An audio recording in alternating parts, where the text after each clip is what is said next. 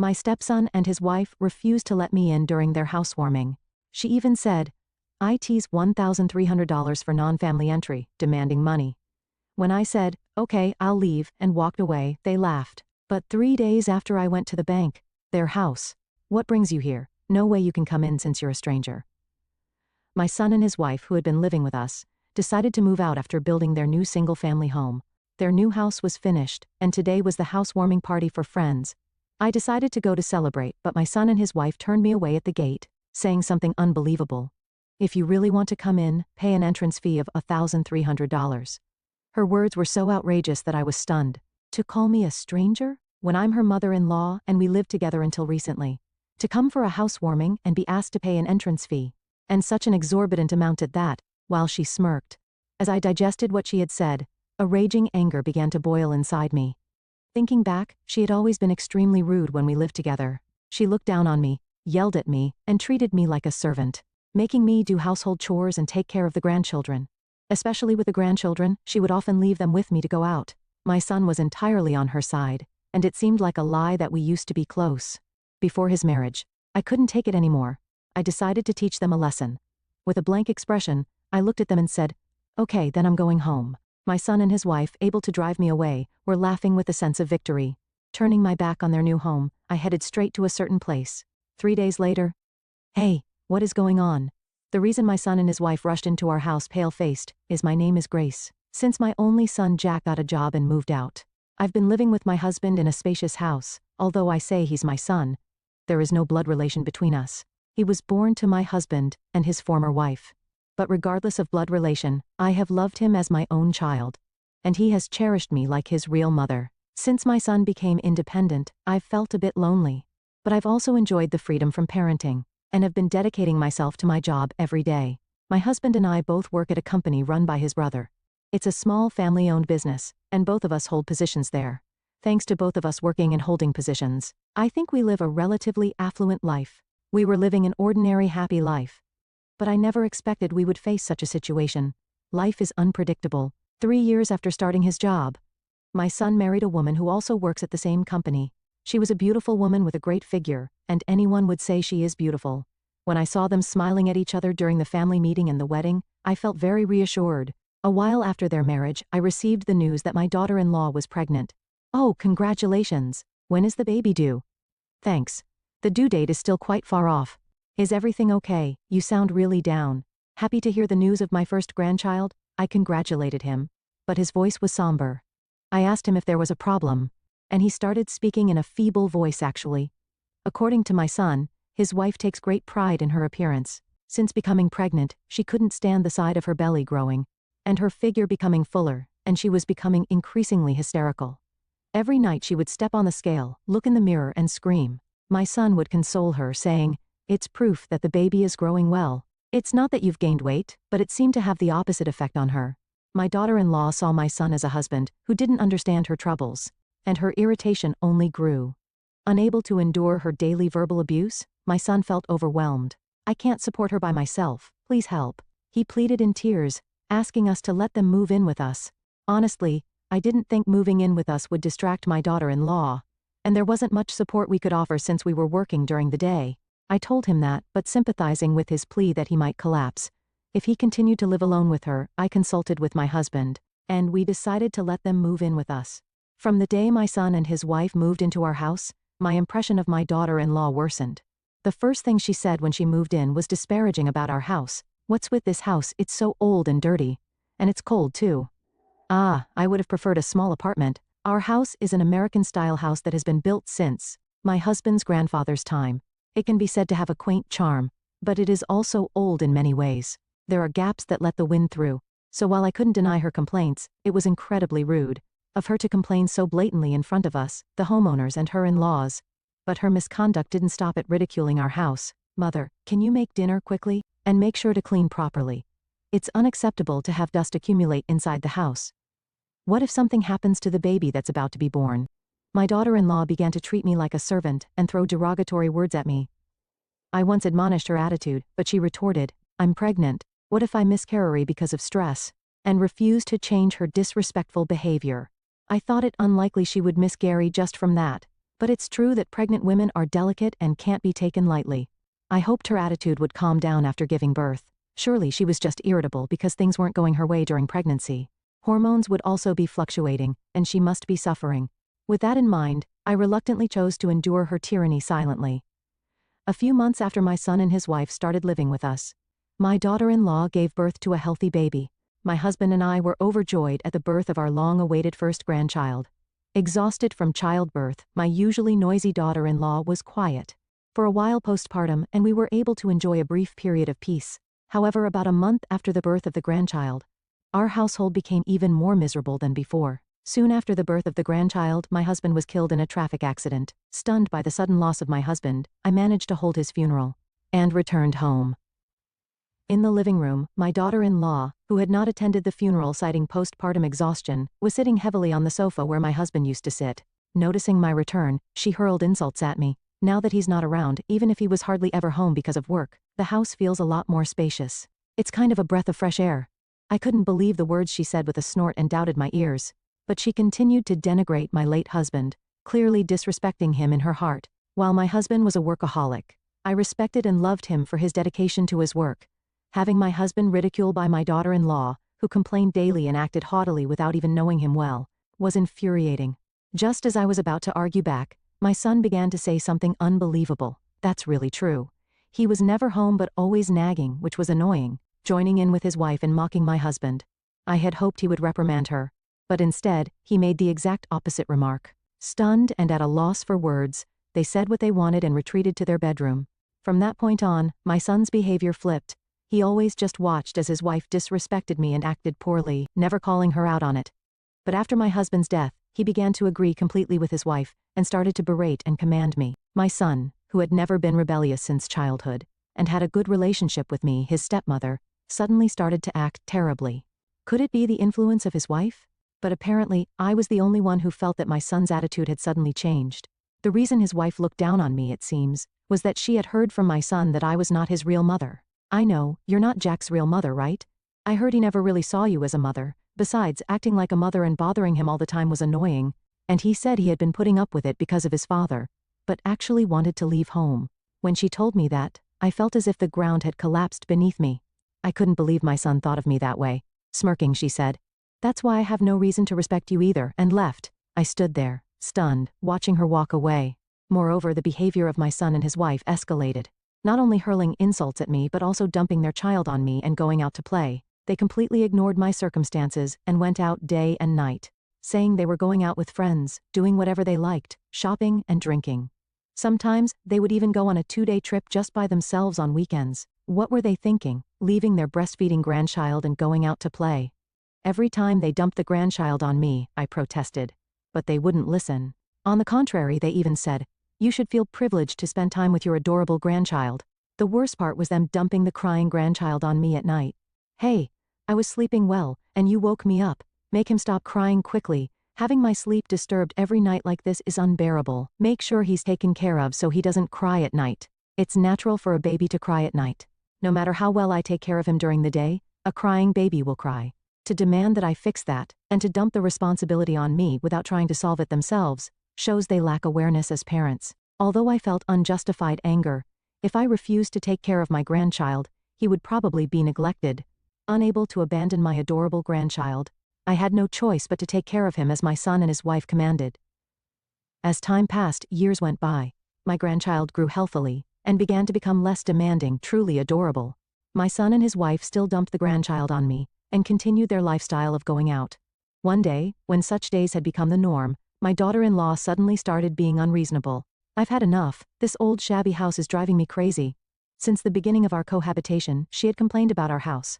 Perhaps she couldn't take it anymore, or maybe because it wasn't much of a burden to leave the grandchild with me anymore. She suddenly started whining about wanting to move to a beautiful new house. Astonishingly, my son joined in, saying, "Actually, I've been putting up with this old-fashioned house for a long time," and they both expressed a desire to move. Although they complained, I thought they wouldn't actually move. While blocking out their constant whining, I lived on. However, a few months later, my son and his wife really did buy prime real estate in the city center and built a new house. "Now we can finally say goodbye to this rickety old house," they jubilantly said. Though I had my thoughts, I breathed a sigh of relief thinking I was finally free from them. On the day their new house was completed, I visited my son and his wife to see the new house as a celebration. When I arrived, there were many people there, including my daughter-in-law's friends, and her parents. Surrounded by many people, my son and his wife were proudly showing off their new house. They seemed busy, so after a quick tour of the house I decided to leave. When I approached them, they visibly showed displeasure and rejected me. "What brings you here? No way you can come in since you're a stranger." Stunned by their declaration of no entry, I was speechless. Then, as if she had thought of something great, she smirked. "If you really want to come in, then pay an entrance fee of $1,300. Her outrageous demand left me stunned. To call me a stranger when I was their mother-in-law, and we had lived together until recently. To come for a housewarming and be asked to pay an entrance fee, and to be confronted with such an exorbitant amount, while she smirked. As I digested what she had said, a boiling anger began to rise within me. Thinking back, she had always been incredibly rude even when we lived together. She looked down on me, hurled insults, and treated me like a servant, making me do household chores and take care of the grandchildren. Especially with the grandchildren, she often left them with me to go out. My son was completely on her side, and it seemed like a lie that we used to be a close-knit family before his marriage. It might be unavoidable that he doesn't think of me as his mother, but I thought I had raised him with love as his real son. Yet the moment my husband died, he stopped pretending and began to treat me superficially. Does he not feel any gratitude for how he was raised? I felt as if my kindness had been repaid with betrayal, and anger reddened my mind. I couldn't take it anymore. I was determined to get revenge. With a blank expression, I looked at them and said, "All right then, I'm going home." "Oh, you came all the way here and you're not coming in? Well, that's fine, don't come back ever again." They laughed loudly as they drove me out, turning my back on their new home. I went home, and then straight to the bank. 3 days later, "Hey, what is going on?" My son and his wife with pale faces rushed to our house.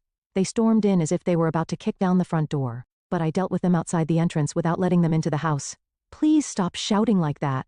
You're bothering the folks next door. Shut up." The real issue here is, why is our bank account is empty? I admonished them without trying to hide my annoyance. But my daughter-in-law snapped back as if my attitude didn't matter. The bank account was empty. Knowing exactly what was going on, I suppressed the urge to laugh and casually said, "Oh, the bank account? I transferred all the money to another bank account. From now on, you'll have to pay for your living expenses, mortgage, and even clothes and drinks by yourselves." "What?" Hearing my response, my son and his wife were speechless. In fact, since they started living with us, they had been using my bank account for all their expenses, not only the living expenses and child-rearing costs, but also the money they lavishly spent on clothes and luxury brands, and even the down payment and land purchase for the newly built house had all been paid from my account. Looking back, I wish I hadn't spoiled them so much, but ever since I remarried my husband, I had always felt sympathetic towards my son. He lost his biological mother when he was young, and just after his own child was born, he lost his father. Although there was no blood connection, I wanted to support him as a mother. Indeed, I thought I had to. So, despite being insulted and treated terribly, I endured it and did what I could for him, thinking that was my way of expressing love. However, with this new house incident, I finally ran out of patience. If my son had become such a foolish person, then I was done. Perhaps my husband had anticipated such a day would come sooner or later. Before he passed, he said, "If something happens to me, cut ties with the son and his wife." When I first heard those words, having no bad feelings towards my son and his wife, I was surprised and asked why he would say that. Then my husband explained that he felt my son was foolish in every respect, and that the wife he chose was also a troublesome person. He spoke with specific episodes, but at the time I couldn't believe they would act that way and doubted my husband's intuition. However, the strong tone he used, unusually firm for him, was memorable. And ever since he died, those words had lingered in the back of my mind. Every time my son and his wife treated me horribly, I would pray and consult with my husband's portrait, and this time too, after declaring, "I think it's time to let go of my son," I headed to the bank. Perhaps being cut off from the bank account they had freely used until now was too much for them, as my son and his wife stood there, ashen-faced. "Is that all you wanted to talk about? If so, please leave now." "Wait, please." As I tried to enter the house, my son tried to stop me by grabbing the door. I knocked his hand away and faced them. "Sorry, but this house is off limits to strangers. I might consider it if you pay an entrance fee of $1,300. "What?" Using the same words his wife had said to me against them. They were stunned. They seemed indignant, but eventually, they left without a word. I thought I was finally free from trouble, but it wasn't that simple. The next day, my son and his wife came to visit our house again. Mom, good morning. Sorry about yesterday, it seems we both got a bit flustered. Are you angry? Oh, you seem tired, Mother. Shall I give you a shoulder massage? Their tone had completely changed from yesterday, trying to gauge my mood. His wife, who had never called me mother-in-law before, was now using that term while making coquettish gestures, clearly trying to ingratiate themselves with me. Instead of properly apologizing for their past actions, they superficially tried to ingratiate themselves to improve their situation, which was nothing short of shallow. They probably didn't think I was serious about disowning them. I was too disgusted to say anything, but their overly friendly approach was so annoying that I bluntly rejected them. No matter how much you try to butter me up now, I won't give you a penny anymore. Please leave. Realizing that their ingratiating tactics weren't working, they immediately dropped their smiling masks and started yelling in anger. Who do you think you are, acting all high and mighty after we showed you respect? Don't get cheeky with us, you old hag. Just give us the money. Their true nature came out, and they hurled unbearable insults at me. Their behavior lacked any decency. It was simply awful. As I considered calling for help because they were becoming a real nuisance. To the neighborhood, my daughter-in-law screamed, "Don't ignore me," and threw a potted plant from beside the entrance to the ground, shattering it. After a moment of silence, my son yelled again. "Just go ahead and die already, you old hag, then all your money will be mine." My daughter-in-law nodded in agreement with him. I was momentarily stunned by their statements and their behavior. My son thinks he will inherit everything? After grasping what he had said, I couldn't help but laugh out loud. It seems they were completely mistaken. What are you talking about? You don't have any inheritance rights. What? Don't make stuff up. They refused to believe it, but as I explained the facts, their faces grew pale. The truth is, I never legally adopted my son. Legally, he's just my husband's stepchild, and he has no rights to my estate. For my son to have inheritance rights, I would need to adopt him or write a will. And of course I have no intention of writing such a will. The only remaining option would be adoption. But I have already filed a non-acceptance declaration to prevent him from doing so unilaterally. In other words, unless I change my mind, there is no way my son can inherit my estate. So, even if I die, I will not give you any money. Now if you understand, please leave quickly. But, completely relying on inheriting my estate, the fact they learned was obviously a shock, and they were speechless and dumbfounded. Despite my urging them to leave, my son and his wife wouldn't move. Exasperated, I picked up my smartphone and made a call. "Hello, is this the police?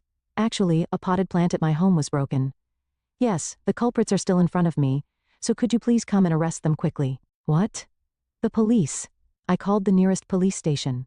I had reported the destruction of the potted plant by my daughter-in-law as property damage. Realizing they were reported to the police, they trembled and fled from my home before the police arrived. Watching them hastily flee, I finally felt that the problems that had plagued me 4 years were resolved, and I sighed with great relief. Later, although the potted plant was broken, I decided not to press charges as I had no injuries, and I just wanted to drive my son and his wife away from my home, considering the potted plant was not that expensive. I decided it was better to let things go without making a big fuss or risking retaliation. Sometime later, I heard through the grapevine that my son and his wife continued their extravagant lifestyle, which nearly ruined them. Thinking there was still money in my son's account, my daughter-in-law didn't stop her spending and used her credit cards. She miscalculated badly. There wasn't much savings in my son's account. As a result, my son couldn't keep up with the mortgage for their new home and his wife's spending, and he started to accumulate debts. The debts became so overwhelming that, in desperation, my son even embezzled money from his company. He was quickly caught and dismissed from his job. Drowning in debt and now unemployed, my daughter-in-law demanded a divorce, implying she had no use for him anymore. However, my son refused to agree to the divorce, and their argument eventually led to a lawsuit. Astonishingly, during the legal battle, it was revealed that the grandchild was not my son's child. In other words, my daughter-in-law cheated on my son. This added financial problems to the situation, making their divorce even more of a fight.